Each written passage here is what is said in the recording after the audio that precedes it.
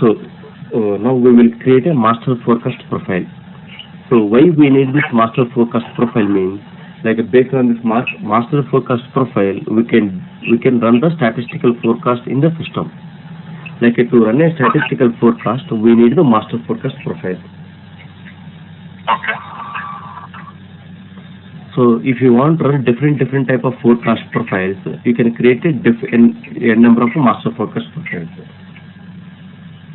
In the master forecast profile, the SAP is provided the three options. One is the univariate, and another one is the MLR, multi-linear regression, and that we can call as a causal model also, and another one is the composite model. Okay.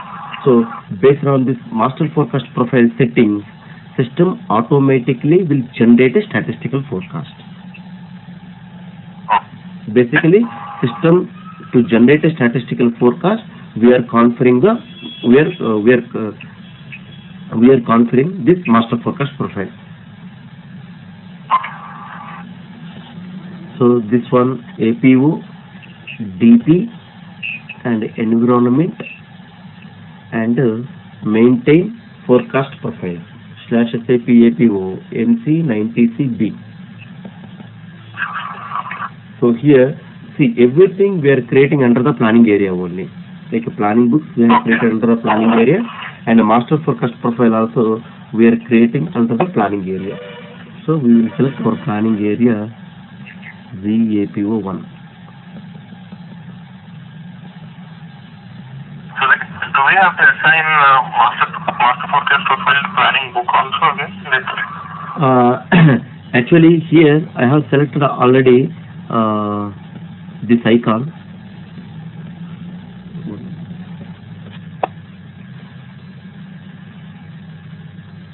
Here I have selected already this icon, so that this planning book is eligible to run the statistical forecast. Okay. Yeah. For example, in the release,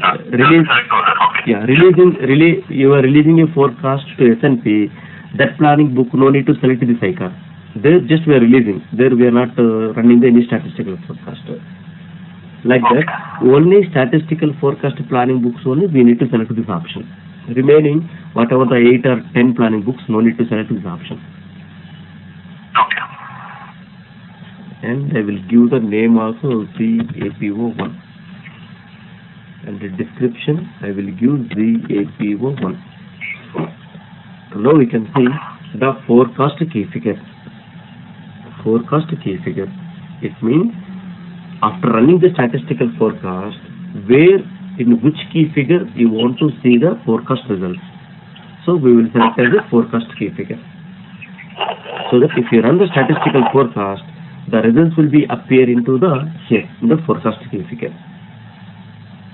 Okay. So how you want to run your statistical forecast? So we will run by monthly. Like we are reading the 24 months history data, and we are generating the statistical forecast for next 24 months. So period indicator I have selected as a month.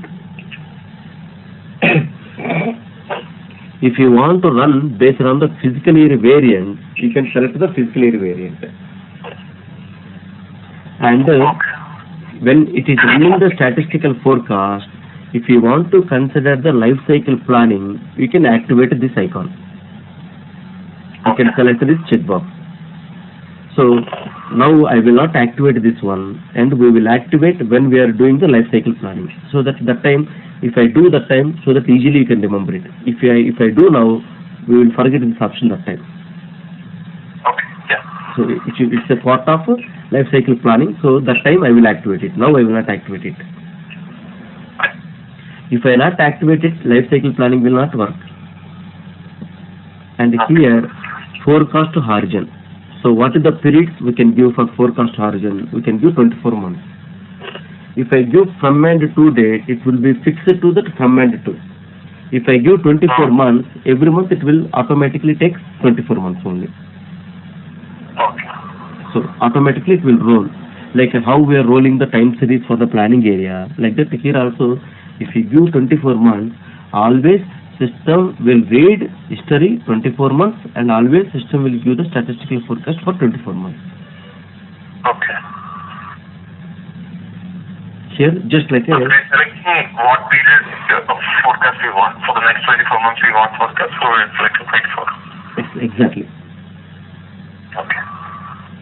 Now go to the univariate profile.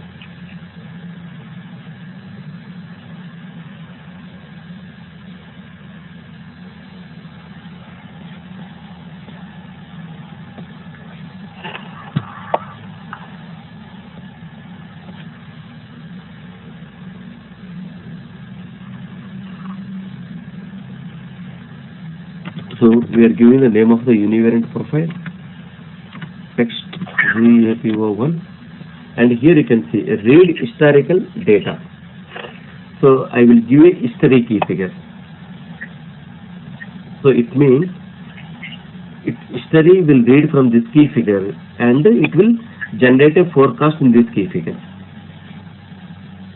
Okay. That is the relationship, and it will read 24 months history and it will give the 24 months forecast. Okay.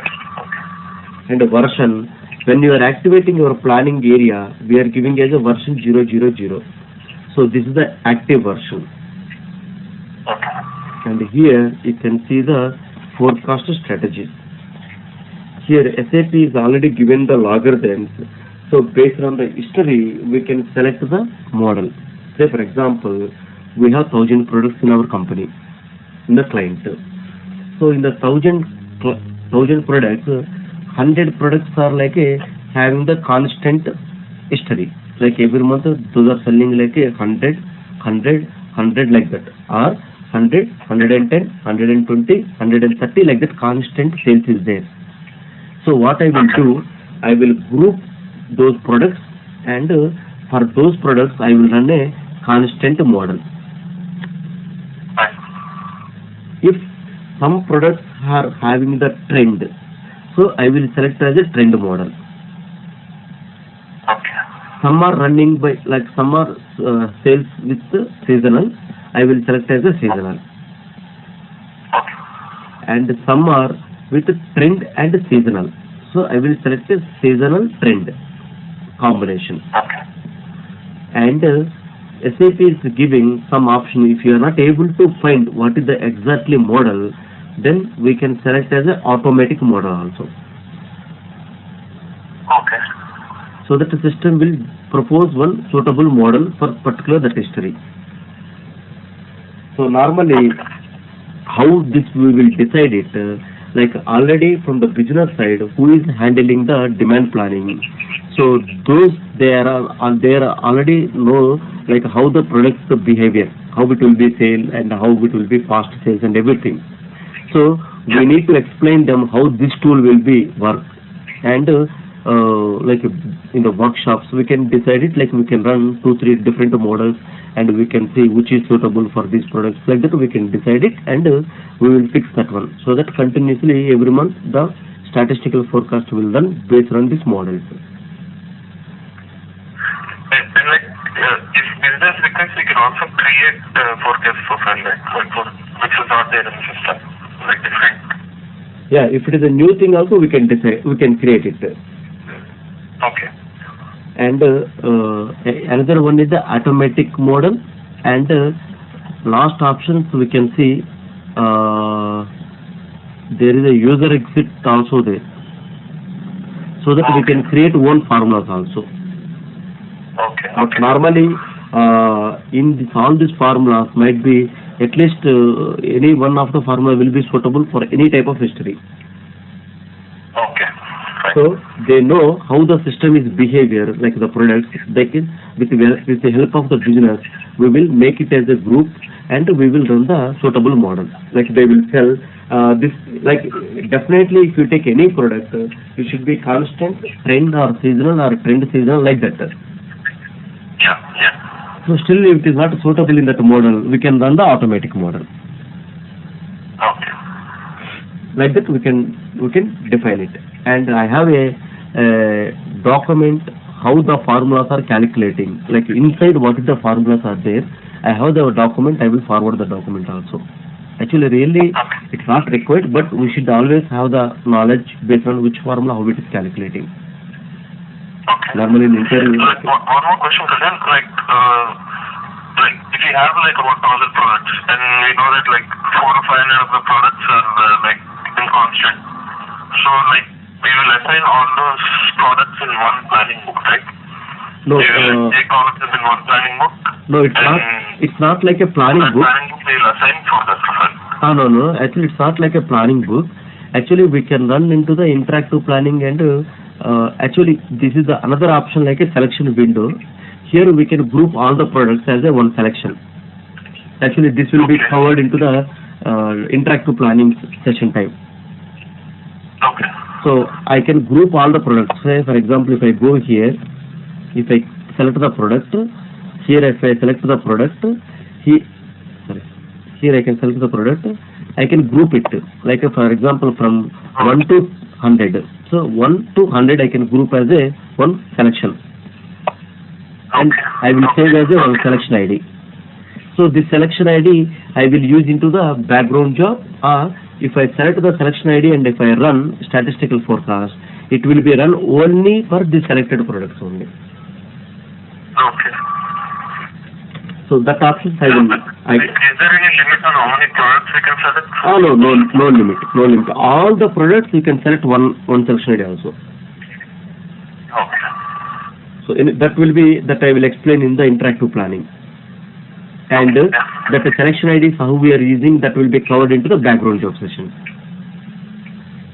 Now, after interactive planning session, you can see how we are using the interactive planning selection IDs, and in the background jobs, you can see how we are using the selection IDs in the background, so that we can restrict. I want to run this model for only these products. Okay. Like that, here we can create around 5 to 10 master forecast profiles, and we can group the products and we can select the particular model, so that for group of A it will run model 1, group of B it will run model 2. Like that we can restrict the values.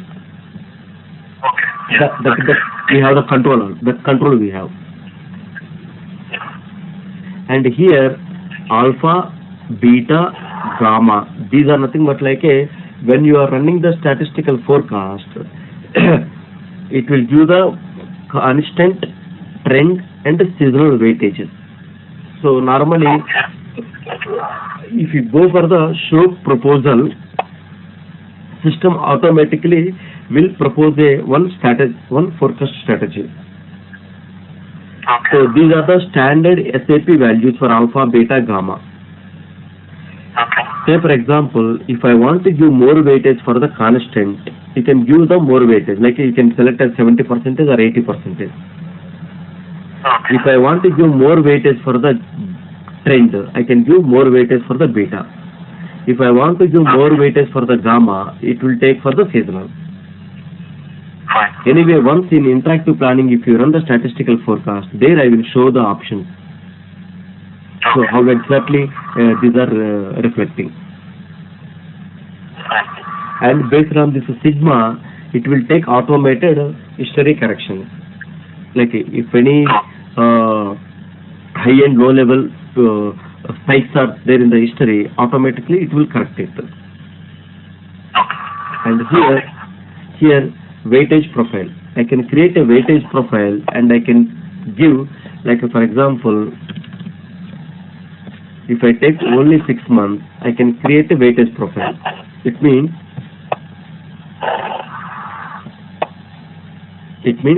for the latest 6 months, I can give the weightage.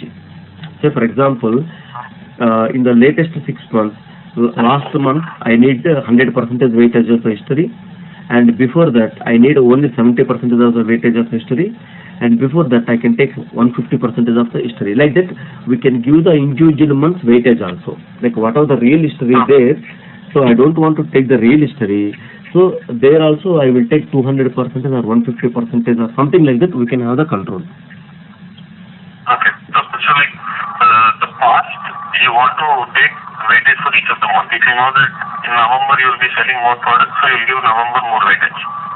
No. Actually, past we have the weightage like normal sales is 100, but actually it is supposed to sell 110. But there is a problem. So like there is a strike for one day. So that is the reason it is not, we are not able to sell, but the real sales is 110. So like that, you can add it as a weightage profile. Okay. Yeah. And then after I am running the statistical forecast, how I came to know my forecast values are correct. So the system will calculate some forecast errors. So based on these errors, we can understand how much percentage we are really mapping the forecast. Like 90% of the forecast is correct, 95% of forecast is correct, or 100% forecast is correct. Based on these forecast errors, we can understand it. So I can run different models where my forecast errors are less. I can fix that model for that particular product. Okay. So here there is a 20 models are there. You are not able to identify which model is suitable. So that you can run first one model. You can see what is the forecast errors. You can run second model. You can run third model. Like that we can do the analysis also. Okay. So it will be help you which is the suitable model for particular that product. And another important thing is here, forecast is always, it is a assumption. It's not like a real figure. Okay. So we cannot expect always 100% will be correct. So at least the business will expect like a 90% of the value should be occurring. Okay. Planning is always planning. It should be 100% match our values. But forecast, it is like an assumption. Like a even system or manual, anybody cannot say 100% value. So, but at least what this tool will try to do, it will match more than 90%. Okay. Am I correct? Yeah. Okay. So once everything, and this is the ex post forecast, like what system will do, it will run a statistical forecast for previous month. Instead of running the future, it will run for the past. So that based on the past, it will see how much exactly it is mapping. Like in the past, we have the history, we have the forecast. So that it will see, okay, this is the history, I am matching this much of forecast. So that in the future also, my forecast will be like this.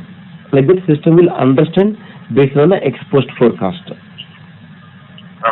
Anyway, all these things we can see in the interactive planning, so that then you will have the idea, like you will get more information.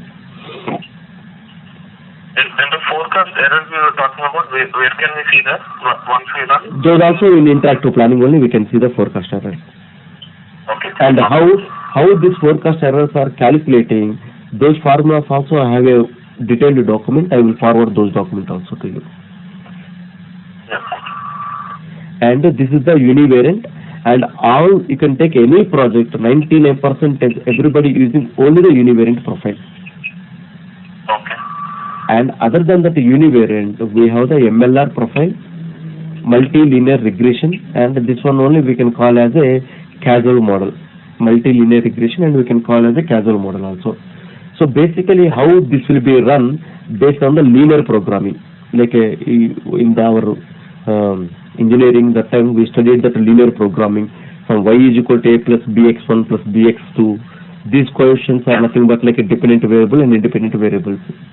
These are nothing but like a like for example, if you increase the sales, if you increase the price, your sales will be down. Yeah, if you reduce the price, your sales will be increased. Like that, we can take the dependent variable and independent variable, and we can give the coefficients how much it is like affecting. So with that one, we can run a statistical forecast. But normally, I have not seen any project running by MLR profile. Okay. But still, I have one detailed document on the MLR profile. I will forward you that one. Okay. This is like based on the linear programming only. And next one is the composite forecast. Here, like you are running a univariant profile and you are running a MLR profile. And here system will like a univariant profile, how much weightage, and MLR, how much weightage. Say for example, univariant, I will take 60% weightage, and MLR, I will take as a 40% of the weightage. Like here, we are clubbing these two forecast values. Okay. So system will run univariant and system will run MLR, but we will take the results 40% from univariant and MLR 60%. Like that we can give the weightage of the results. So basically combination of the univariant and MLR is equal to composite forecast model. So normally MLR is not using, so automatically composite also will not using. So once it is over, go to this option, single profile, then execute, then go to the master profile. Now you can see univariant is selected and appear here, and save this one. Like that we can create a master forecast profile, something like that, 8 or 10, like that, based on the difference of the products.